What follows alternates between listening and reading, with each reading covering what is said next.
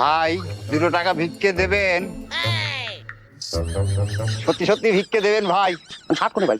ওই উদমগায় ঘুরতেছিলাম, তাই একজন ভিক্ষে দিয়েছে ভাই। তো সেই একজনটাকে নাম ডাকো। ভাই নাম দিয়ে কি করবেন ভাই? এই শালা কাম আছে কথা করছিস বুঝছিস না? ওই যে ফতেপুরের মন্ডল বাড়ির একজন দিয়েছে ভাই। শার্ট কোন? শার্ট খুলবো কিসের জন্য ভাই?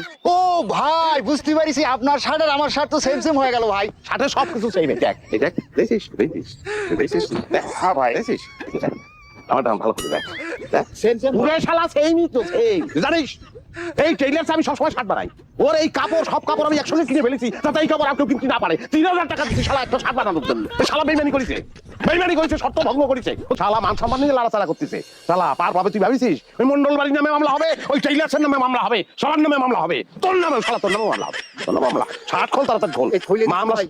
খোল তার দেরি হচ্ছে কিছু যত দেরি হবে তত হ্যাঁ লাইটা ইয়ে আছে আগুন আছে আছে ভাই। দে আগুন দে শালা ভিকে এত